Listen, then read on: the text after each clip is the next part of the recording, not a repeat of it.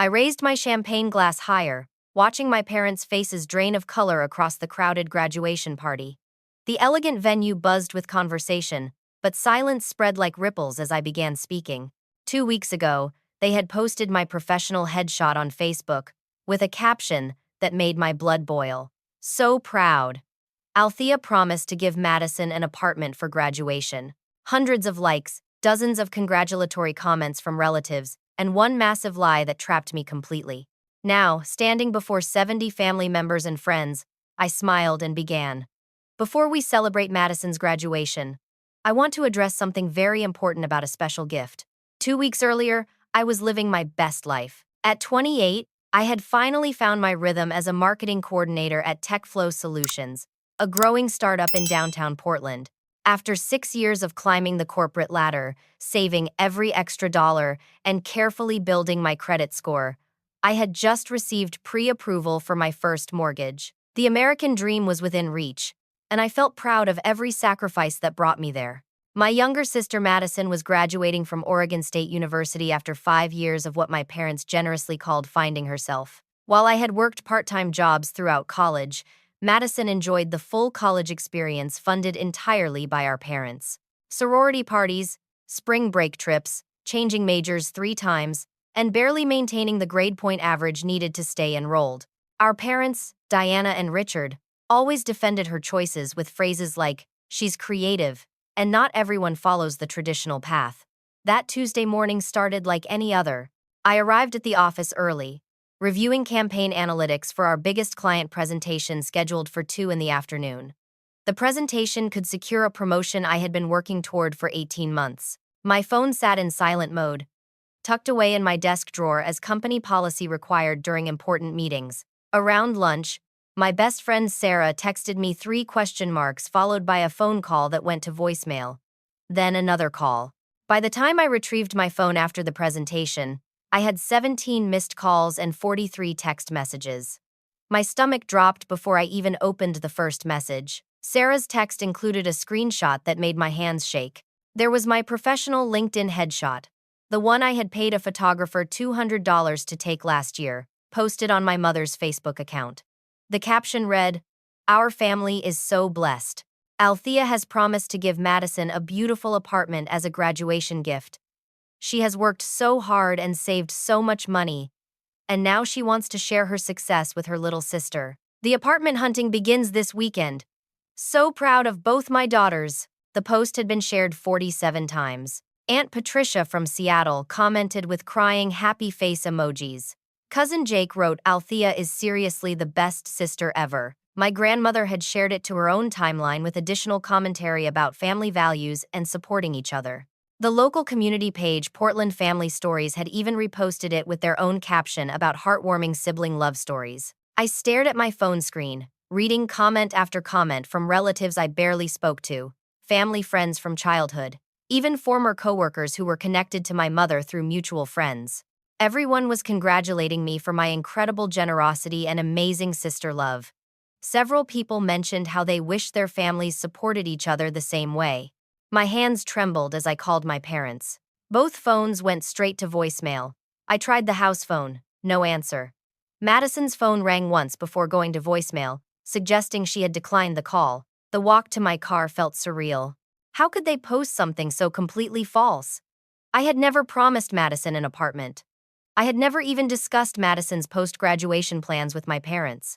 In fact, just last month when my mother asked about my house hunting progress, I had specifically mentioned wanting to buy my own place before helping anyone else with major financial commitments. During the drive to my parents' house, my phone buzzed constantly with notifications. The post was gaining momentum. People were tagging other family members, sharing their own stories about sibling support, and praising my parents for raising such a generous and successful daughter. Each notification felt like another brick being added to a wall that was trapping me. I pulled into my childhood driveway and noticed Madison's car was already there. Through the kitchen window, I could see the 3 of them sitting around the dining table, looking at what appeared to be printed papers spread across the surface. They were laughing about something, completely relaxed while my entire world was spinning out of control. The front door was unlocked, as always. I walked directly to the kitchen where they looked up with surprised expressions that quickly shifted to what I now recognize as calculated innocence. "Sweetie!" my mother exclaimed, standing up quickly and moving the papers into a stack. "What a wonderful surprise! We need to talk," I interrupted, pulling out my phone and showing them the screenshot. "What is this?" My father barely glanced at the screen. "Oh, that. Your mother was just excited about the family supporting each other. You know how she gets on social media." "Excited about what exactly?" I never promised Madison an apartment. Madison, who had been unusually quiet, finally spoke up. "But Mom said you mentioned wanting to help with my transition after graduation. She said you had been thinking about it for months." "I never said that. I've never said anything remotely like that."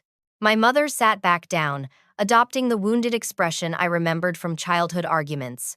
"Althea, honey, I think there's been a misunderstanding. When you talked about how well your career was going and how proud you were of Madison finishing school, I just assumed." "Assumed what?"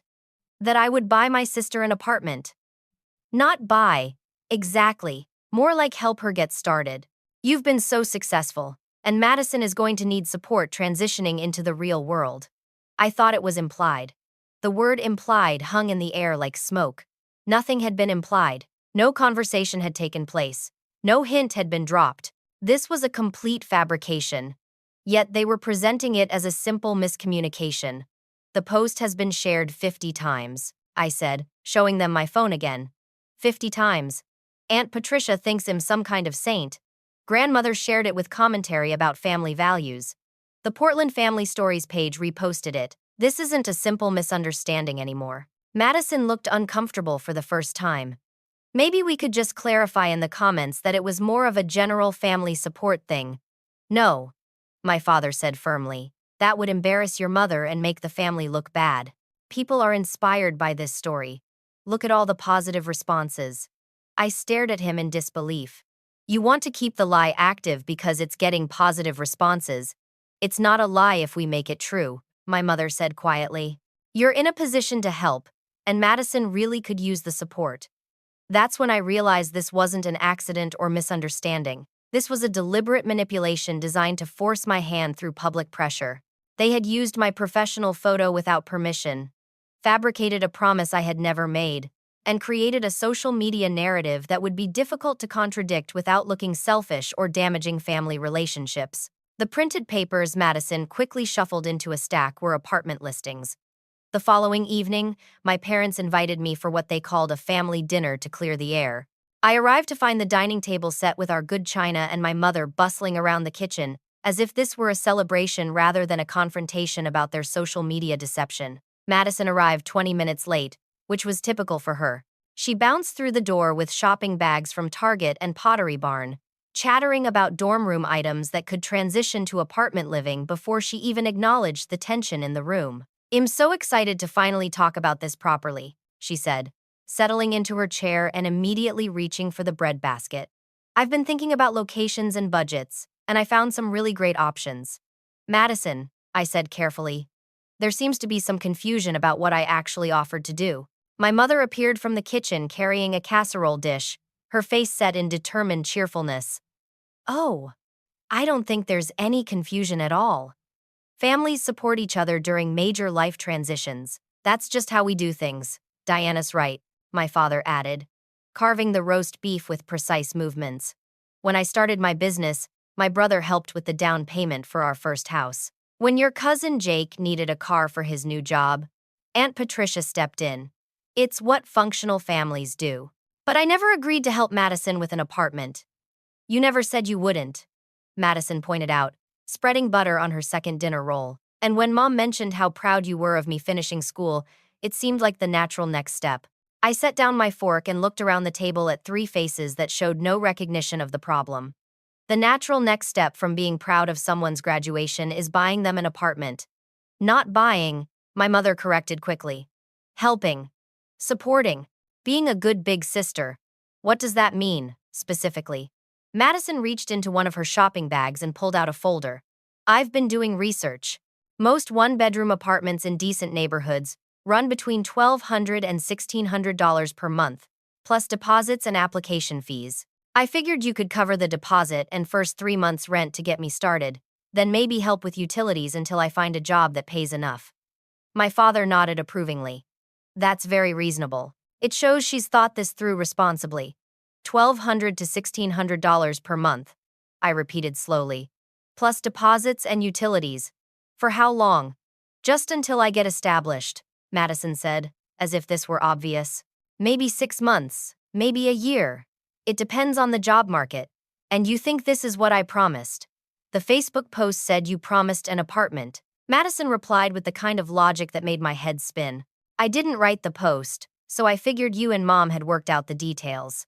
My mother began clearing plates even though I had barely touched my food. Really, Althea, I don't understand why this is such a big issue.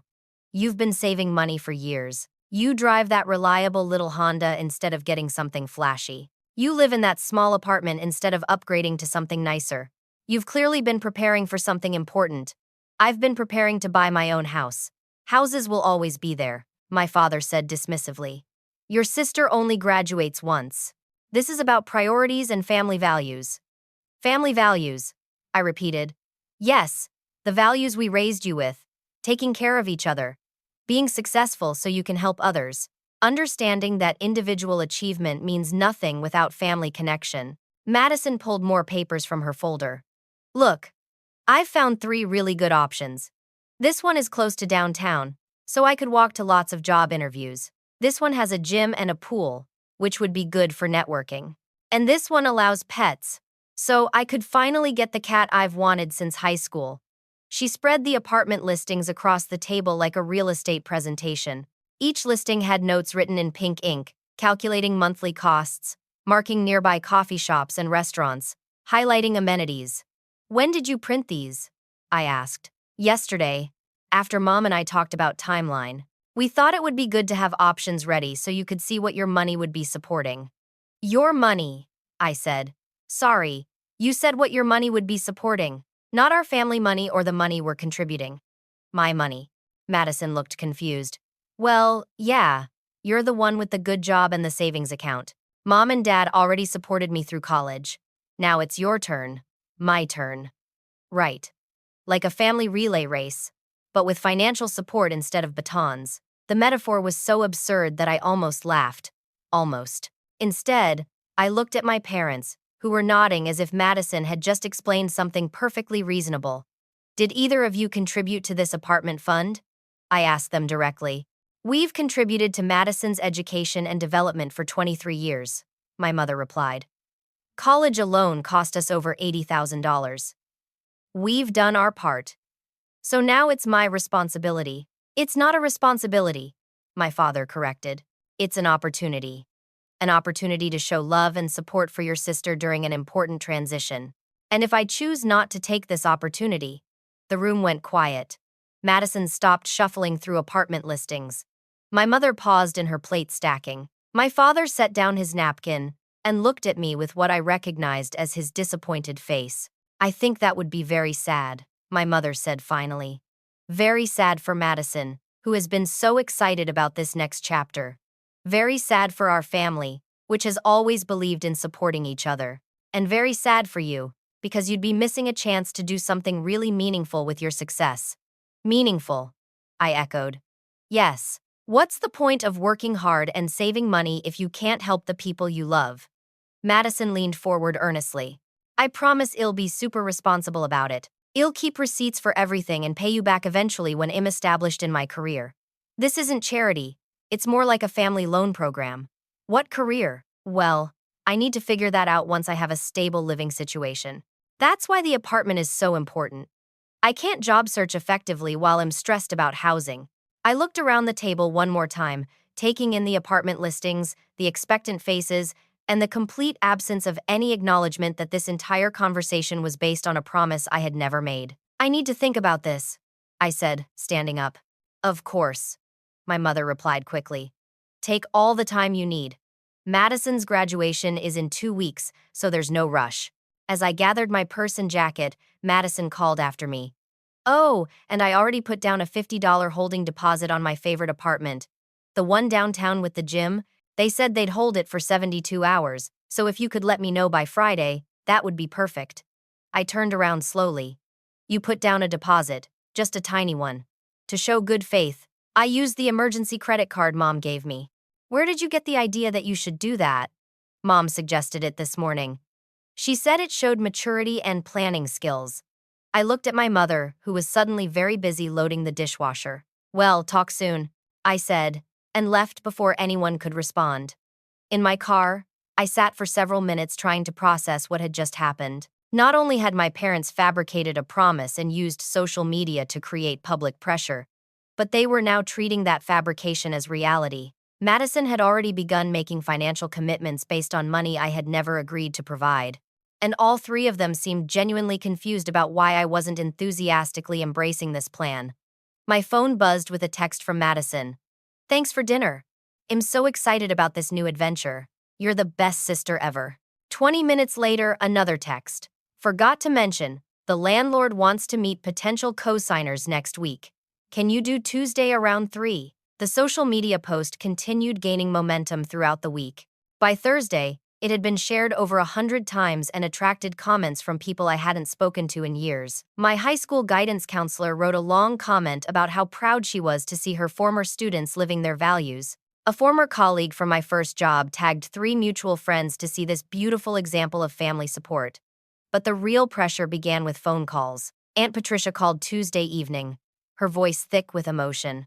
Honey, I just saw your mom's post about Madison's apartment, and I had to call. I'm literally crying happy tears. When your uncle died last year, I thought our family was going to drift apart. But seeing you step up for Madison reminds me that love is still the strongest force in our lives. I held the phone away from my ear, staring at it in disbelief. Aunt Patricia was a widow who lived on Social Security and her late husband's small pension. She had spent the past year struggling with grief and financial insecurity. The last thing I wanted to do was disappoint her further by explaining that the heartwarming story that brought her such joy was completely fabricated.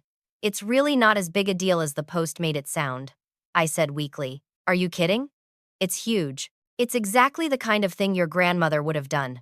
She always said family money should circulate within the family, helping each generation get established.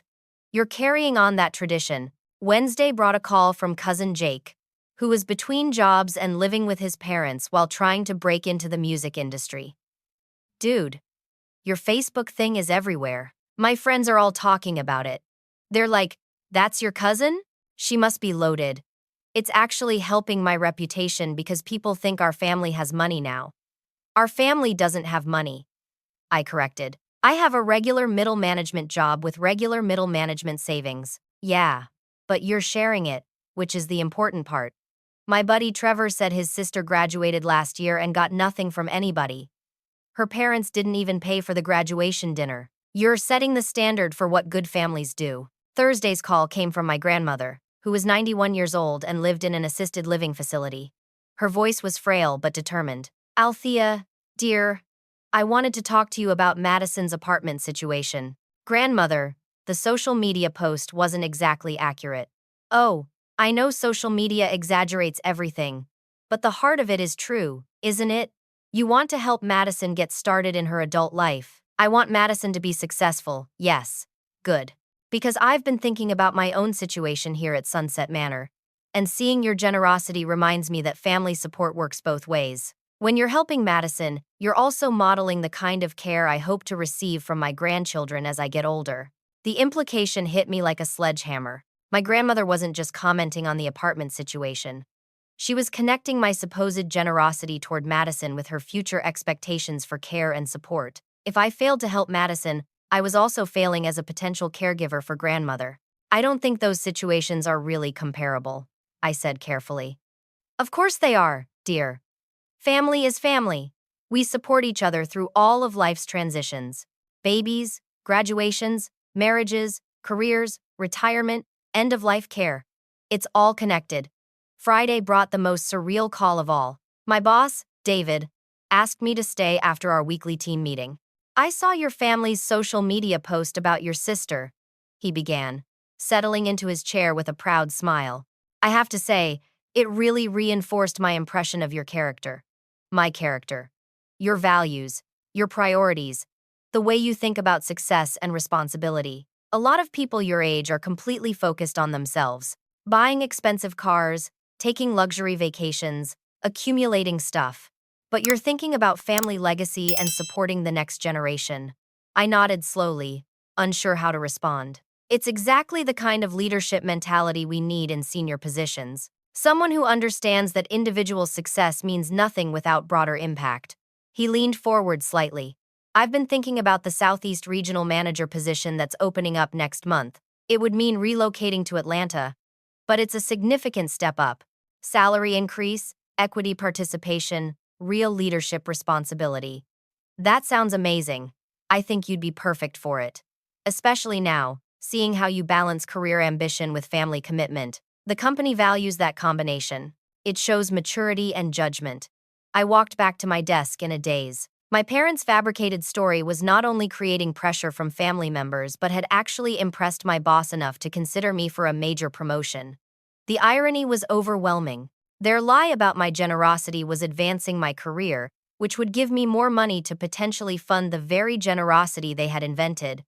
That weekend brought a new development. Madison called Saturday morning, breathless with excitement. The apartment landlord wants to schedule a meeting.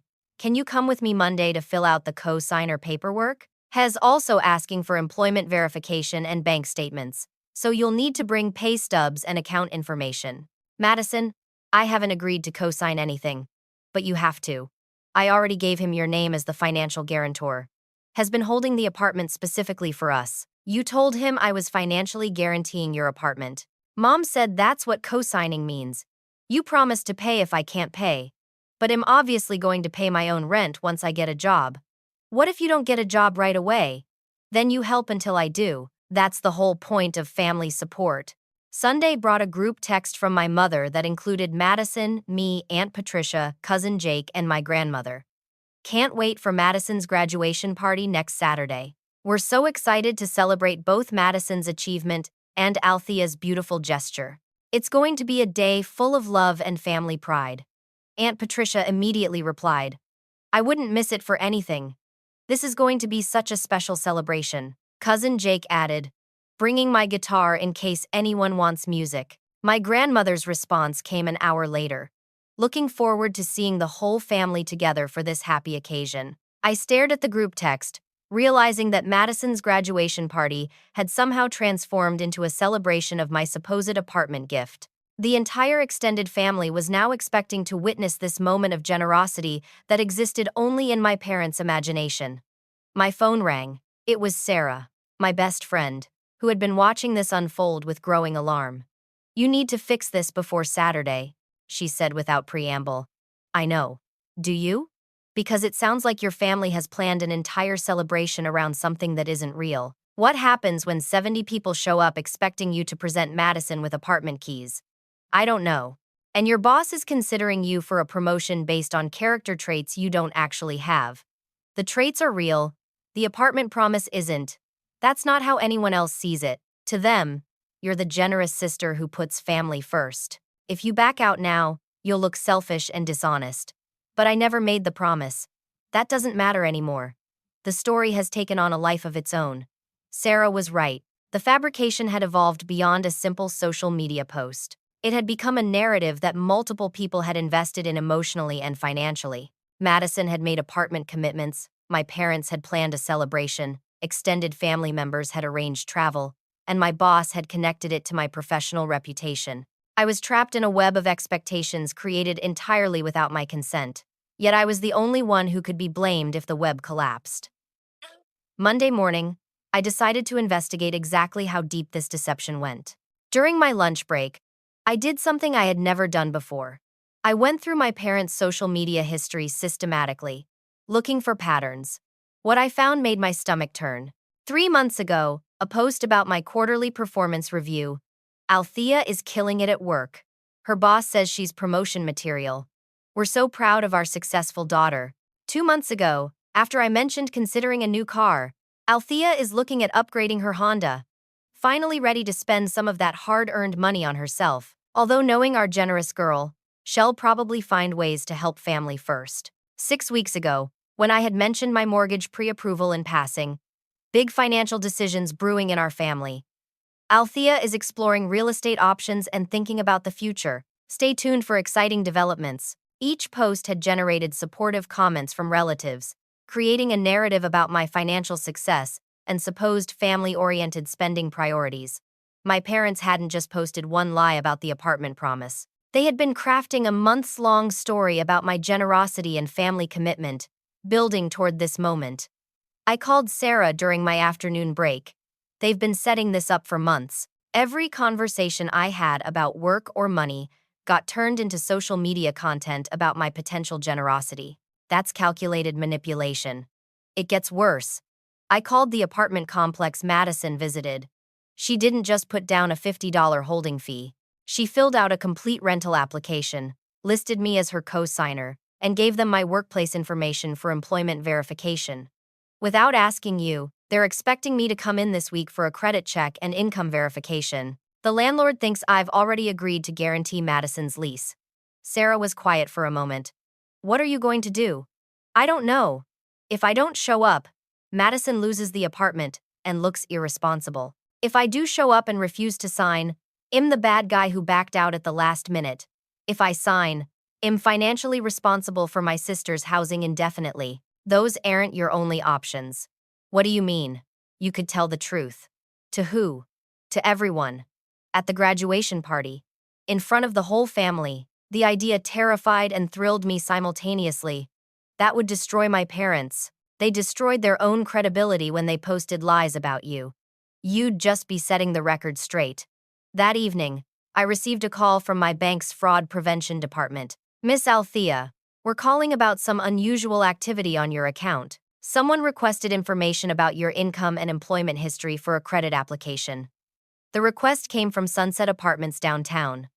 We wanted to verify that you authorized this inquiry. I didn't authorize anything. In that case, we've blocked the request and flagged your account for identity protection.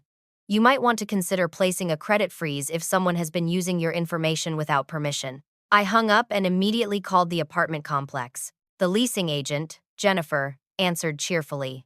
Oh yes, Miss Althea. We've been expecting your call. Madison mentioned you were busy with work but would handle the financial paperwork this week. We just need to schedule your appointment for the co-signer documentation. There's been a misunderstanding. I never agreed to co-sign Madison's lease. I'm sorry, Madison listed me as a co-signer without my knowledge or permission. I won't be signing any rental agreements. Jennifer's tone shifted from cheerful to confused, but she said it was all arranged. She specifically told us her sister was covering the deposit and co-signing the lease. We've been holding this apartment for 4 days based on that commitment. I understand the confusion, but I never made that commitment. Well, this is awkward. Madison has been telling other prospective tenants that the apartment was taken. If you're not co-signing, we need to know immediately so we can release it back to the rental pool. Release it? Are you sure? Madison seemed very confident about the arrangement. I'm sure. After hanging up, I sat in my car outside the bank, processing what had just happened. Madison hadn't just hoped I would agree to co-sign her lease. She had actively represented me as an established co-signer to the rental company, potentially damaging both her credibility and mine. My phone rang. It was Madison, calling from what sounded like a busy restaurant. Hey! Jennifer from Sunset Apartments called and said there was some kind of mix-up about the co-signer paperwork. Can you call her back and straighten it out? I'm at dinner with friends, but I can conference call if needed. There's no mix-up, Madison. I never agreed to co-sign your apartment lease. What do you mean? I mean exactly what I said. I never promised to co-sign a lease, and am not going to co-sign a lease. But the Facebook post was something Mom wrote without consulting me. I never promised you an apartment. The background restaurant noise suddenly disappeared, suggesting Madison had stepped outside or found a quiet corner. Are you serious right now? Completely serious. But I've been planning for weeks. I told all my friends about the downtown apartment. I bought furniture. I gave notice to my college housing that it'd be moving out. You gave notice to college housing. Last week. Based on our apartment timeline. What apartment timeline? The one Mom showed me.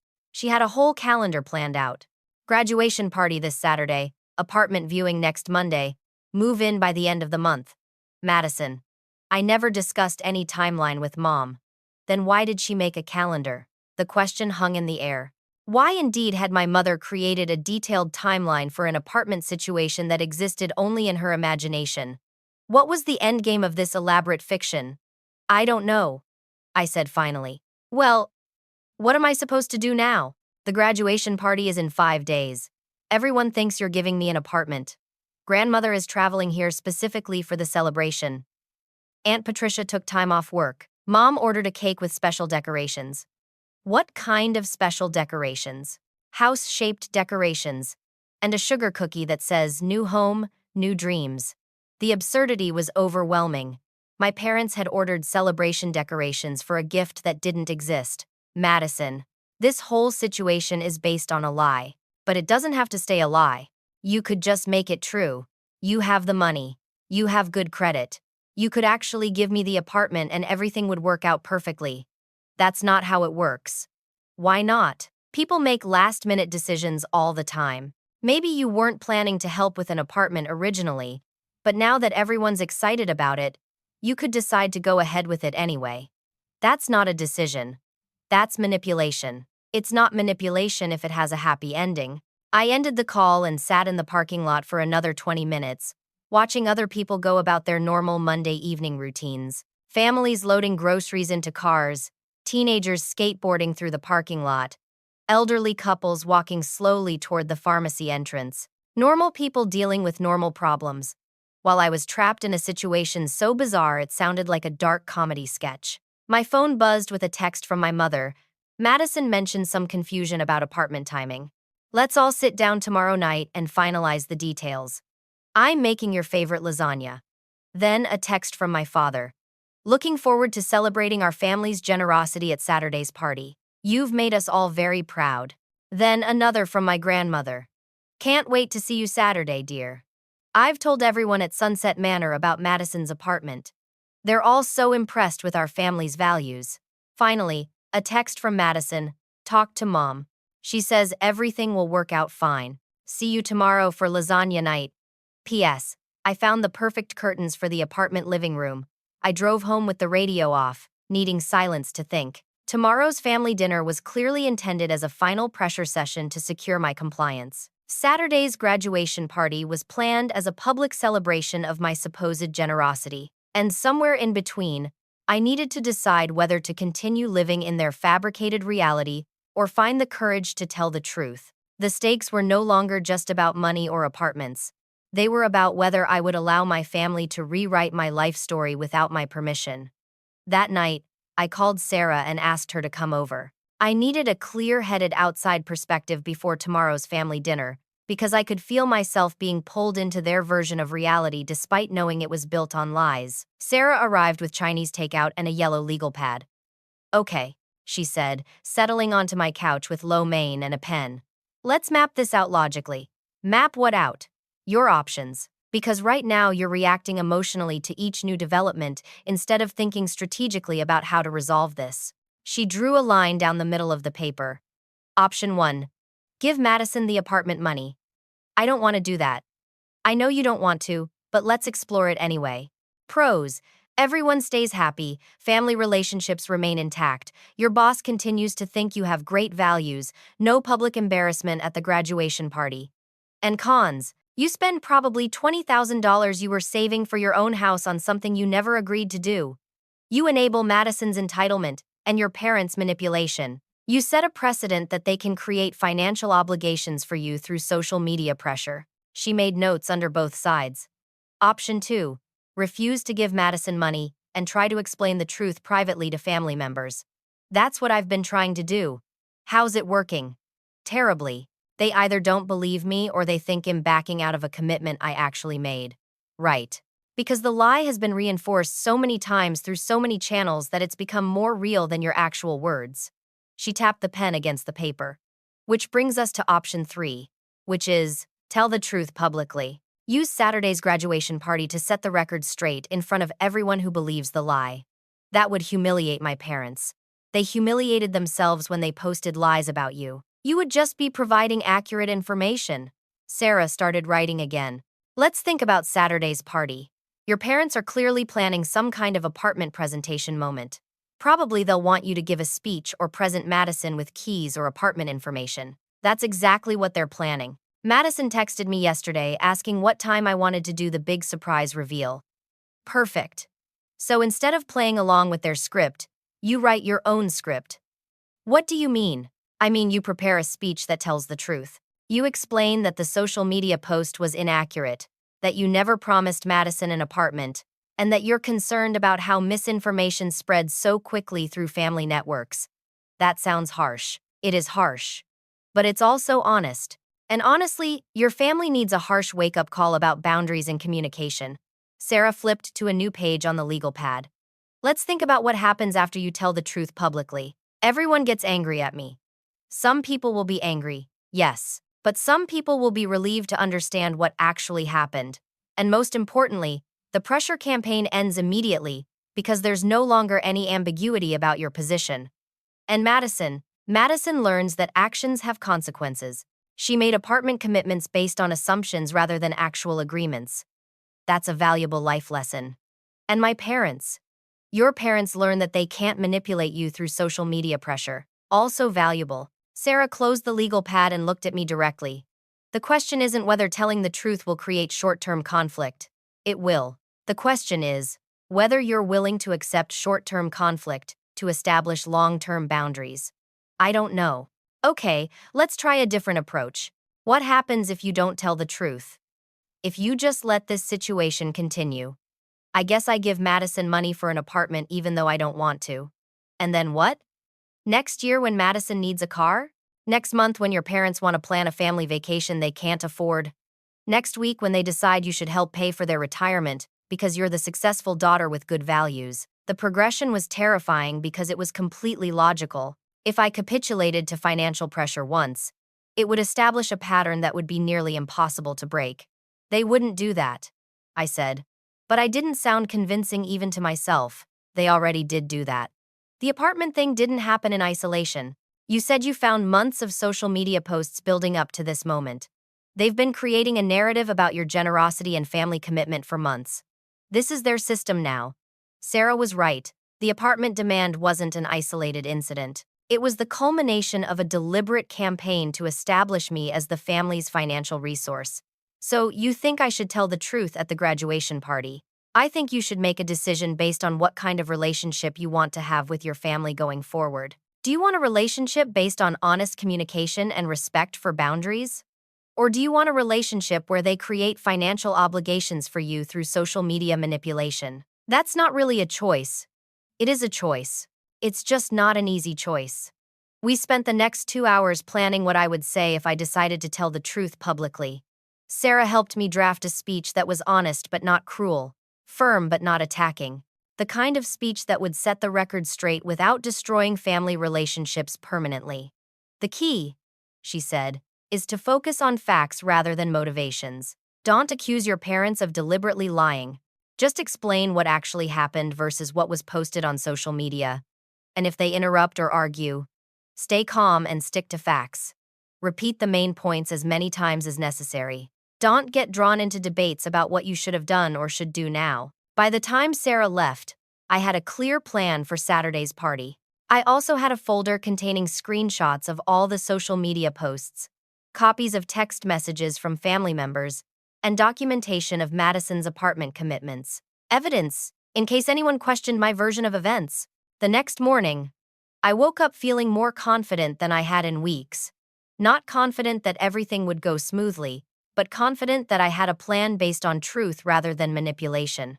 At work, I found myself paying closer attention to the Southeast Regional Manager position David had mentioned. If I was going to have a difficult conversation with my family about boundaries and honesty, I might as well position myself for geographic independence afterward. Atlanta would be far enough away to establish a new kind of relationship with my parents, but close enough for visits and phone calls. That afternoon, David called me into his office again. I've been thinking more about the Atlanta position, he began. The timeline is faster than I originally mentioned. They want someone to start in 6 weeks, which would mean relocating by mid-July. That's quick. It is. But it's also an incredible opportunity. The salary increase alone would be 40%, plus equity participation and a relocation package. You'd be managing a team of 12 people and overseeing the entire Southeast region strategy. It sounds amazing. There is one consideration. The role requires someone who can make tough decisions under pressure and handle conflict professionally. Someone with strong character and clear personal values. He paused, looking at me carefully. Your willingness to support your sister's transition shows exactly those qualities. It demonstrates judgment, priorities, and the ability to balance competing demands. I nodded, realizing that my family's lie was continuing to create professional benefits even as I planned to expose it publicly. The irony was almost funny. I'd like to be considered for the position, I said. Excellent. I'll set up a call with the Atlanta Regional Director for next week. And Althea? Don't worry about the family commitment conflicting with the job. Companies value employees who understand responsibility and obligation. It's actually a selling point. That evening, I drove to my parents' house for what I knew would be the final family dinner before Saturday's confrontation. I brought the folder of evidence, Sarah's legal pad with talking points, and a calm determination to maintain my boundaries regardless of the pressure they applied. This time, I would not be manipulated into agreeing to something I never promised. This time, I would insist on truth over fiction, even if the truth created temporary family conflict. The lie had been profitable for everyone except me. It was time for that to change. Saturday arrived with the kind of perfect spring weather that made Portland look like a postcard. The graduation party was being held at Riverview Gardens, an upscale event space my parents had reserved specifically for the occasion. As I drove through the tree-lined entrance, I could see they had spared no expense. White tablecloths, professional flowers, even a small stage for speeches. My stomach churned as I parked between Aunt Patricia's rental car and Cousin Jake's pickup truck.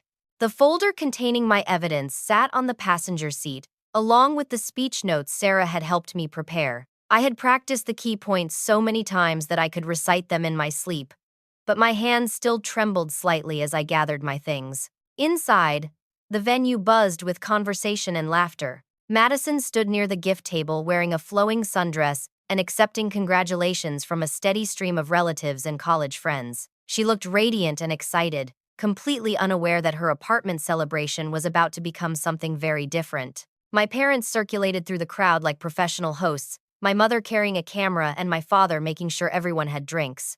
They had clearly told people that something special was planned, because several relatives approached me with knowing smiles and comments about the big surprise. I'm so excited to hear your speech, Aunt Patricia whispered, pulling me aside near the dessert table.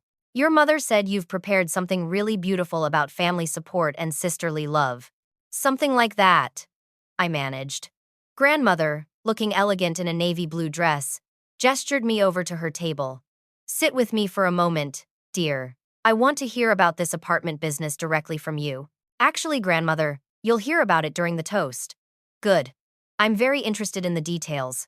At my age, I appreciate seeing families that take care of each other properly. Around 1:30, my father tapped a spoon against his champagne glass to get everyone's attention. The conversations gradually died down as people turned toward the small stage where a microphone had been set up. Thank you all for celebrating Madison's graduation with our family, he began, his voice carrying easily across the room.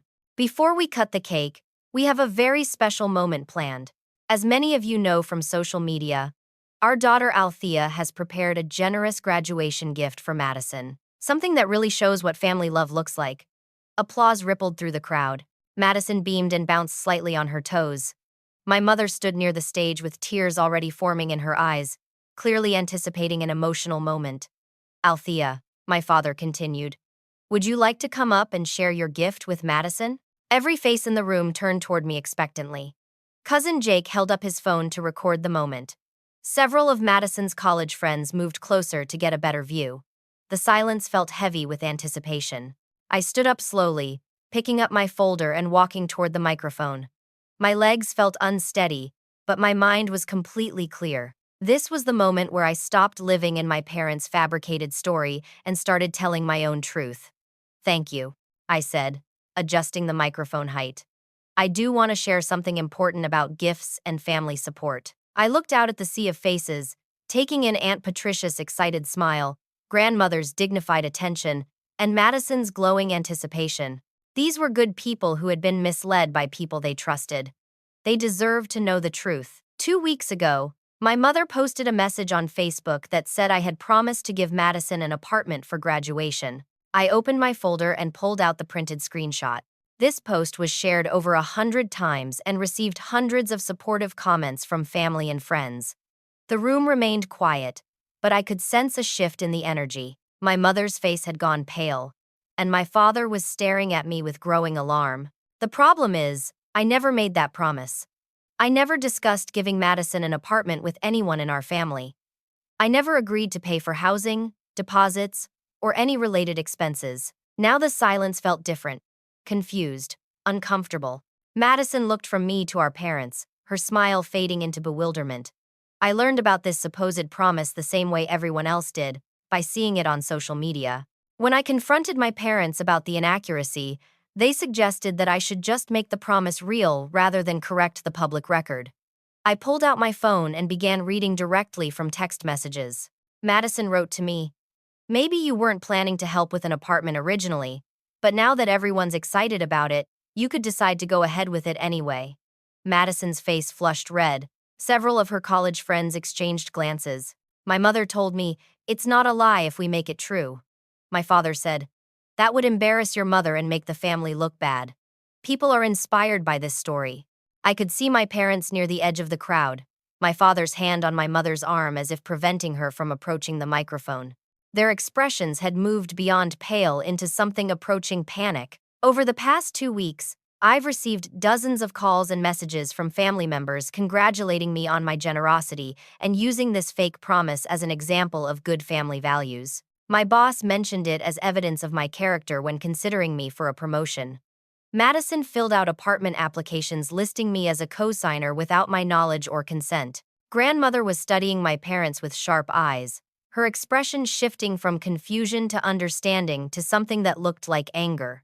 I want to be very clear about what actually happened, because I think it's important for families to communicate honestly with each other. I work hard, I save money responsibly, and am proud of my financial independence. I love my sister and am proud of her graduation, but I never promised her an apartment, and I won't be providing one. The room was completely silent now. Even the catering staff had stopped moving around, sensing they were witnessing something significant. "Madison, I apologize that you were led to believe something that wasn't true. I know this is embarrassing and disappointing. You deserved honest communication from people who should have protected you from this kind of confusion." Madison's eyes filled with tears, but she was looking at our parents rather than at me. "Mom? Dad? Is what Althea is saying true?" Before either parent could respond, grandmother stood up slowly, using her cane for support. "Diana. Richard." Her voice carried clearly across the quiet room. "Come here." It wasn't a request. My parents approached grandmother's table like children called before a strict principal. "Is this young woman telling the truth?" grandmother asked. My mother opened her mouth, but no words came out. "Answer me, Diana."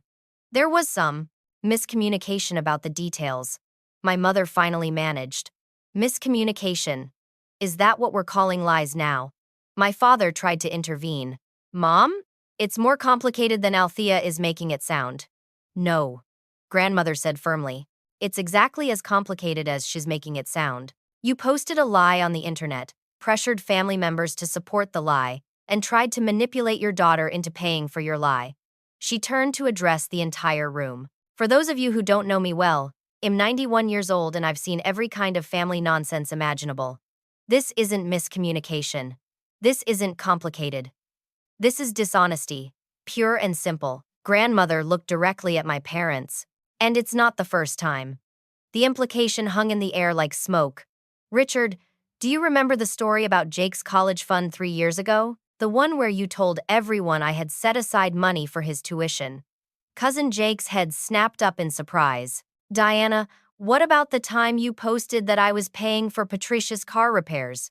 Poor Patricia spent weeks trying to thank me for something I knew nothing about.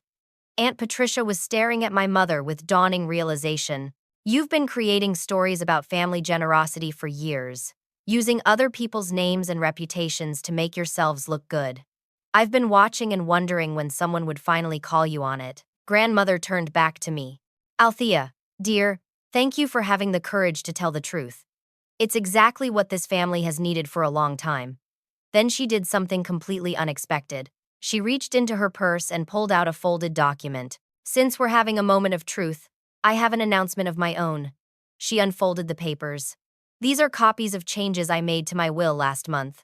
I've been concerned about the financial pressures my grandchildren face, and I wanted to make sure my estate goes to the people who demonstrate genuine responsibility and honesty. She looked directly at me.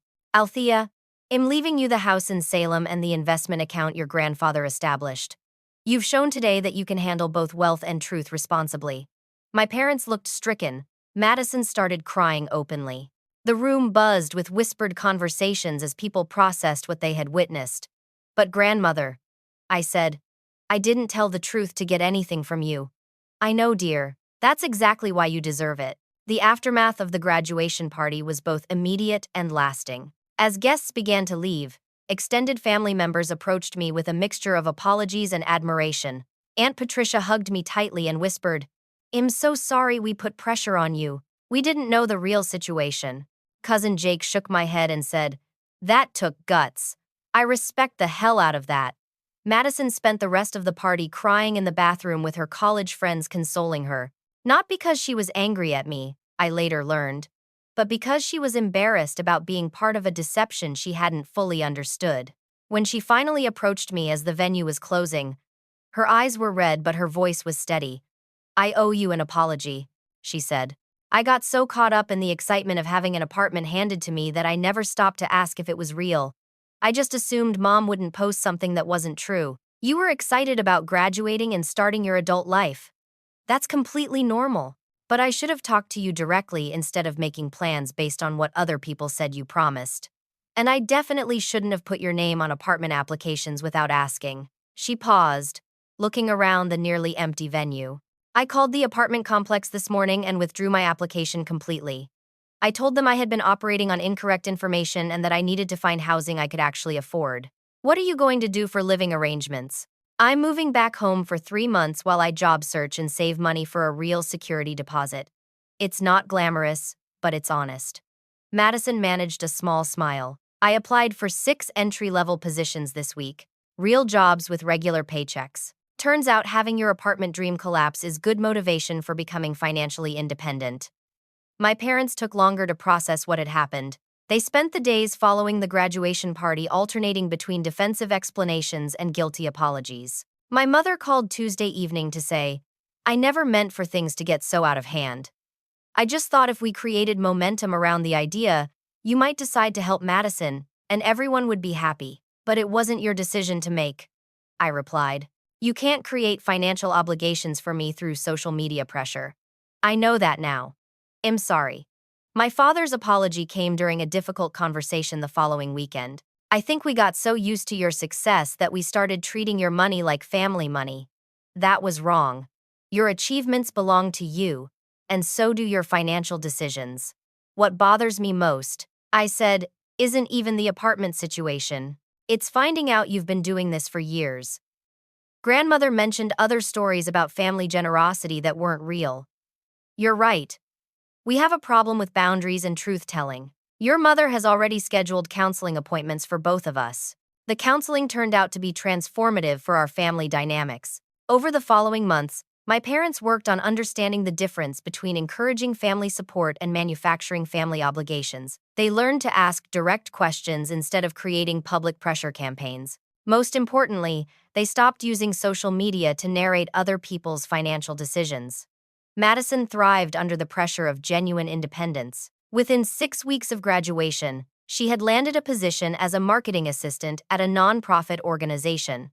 The salary was modest, but it was enough to rent a small studio apartment she could actually afford. She invited the whole family to her housewarming party, which was held in a tiny space furnished entirely with items from thrift stores and family donations. It's not the downtown apartment with the gym and pool, she said, showing us around her 300-square-foot studio. But it's mine.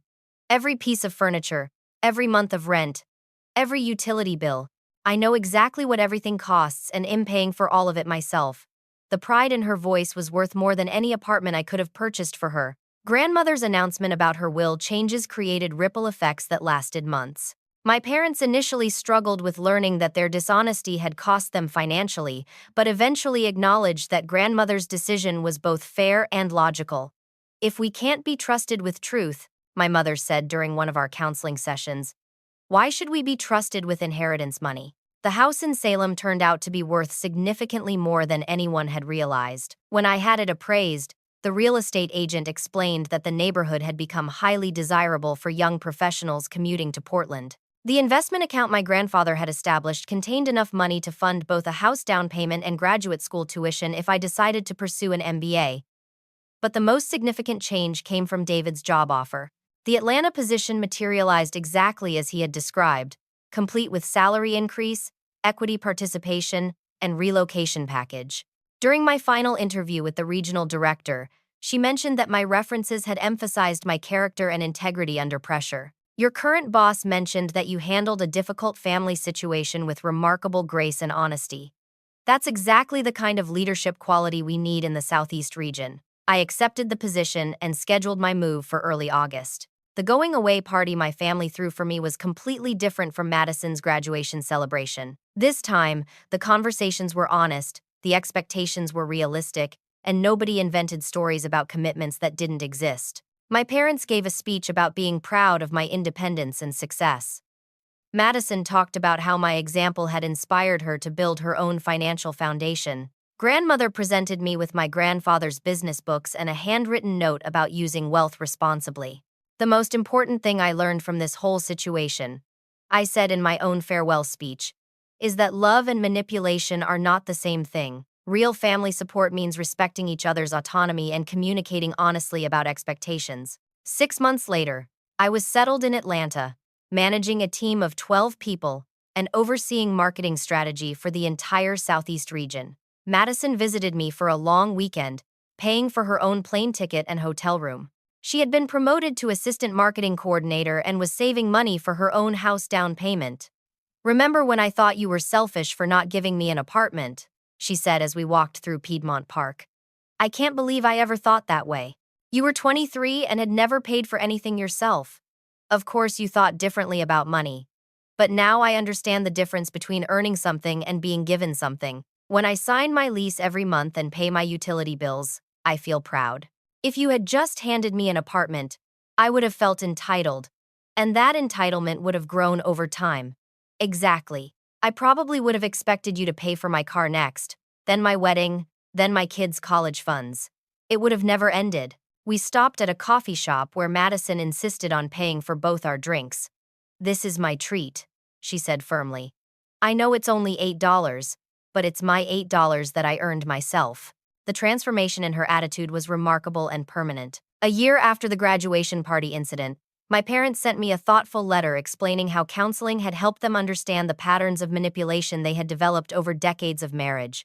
They had learned to recognize when they were trying to control other people's decisions through guilt, pressure, or public expectations. They had also developed healthier ways to express pride in their children's achievements without creating obligations or expectations. We realize now, my mother wrote, that we were treating your success as our success and your money as our resource. We forgot that you're an independent adult with your own priorities and dreams, my father added. The hardest lesson was learning that good intentions don't justify manipulative methods. We wanted Madison to be supported during her transition, but we tried to force that support instead of allowing it to develop naturally. Today, 3 years later, our family relationships are stronger than they've ever been because they're built on truth rather than manipulation. Madison owns her own condo and has been promoted twice. My parents have learned to ask for help directly when they need it, rather than creating elaborate pressure campaigns. Grandmother, now 94, continues to serve as the family truth keeper and accountability partner. And me? I'm thriving in Atlanta, both professionally and personally. The regional director role led to a vice president position last year, and am currently considering a job offer from a Fortune 500 company that would represent another significant career advancement. The house in Salem has appreciated enough in value to serve as a substantial investment property, providing passive income that gives me even more financial independence. Most importantly, I learned that standing up for truth, even when it creates temporary family conflict, ultimately creates stronger and more authentic relationships. The courage to disappoint people in the short term often leads to deeper respect and connection in the long term. The apartment situation that seemed so overwhelming 3 years ago now seems like exactly the wake up call our family needed to develop healthier patterns of communication and support. Sometimes, the most loving thing you can do for your family is refuse to enable their worst impulses. Have you ever been in a situation where family members tried to create obligations for you without your consent? How did you handle the pressure to go along with something you never agreed to do? I'd love to hear your thoughts and experiences in the comments below. If this story resonated with you, please give it a like and subscribe for more content about family dynamics, personal boundaries, and finding the courage to tell difficult truths. And if you know someone who's struggling with family pressure or manipulation, please share this story with them. Sometimes knowing you're not alone in these situations makes all the difference. Thank you for listening to my story, and I hope it helps you find the strength to protect your own boundaries when the people you love most are the ones crossing them. Remember, authentic relationships can only exist when they're built on truth, respect, and genuine communication.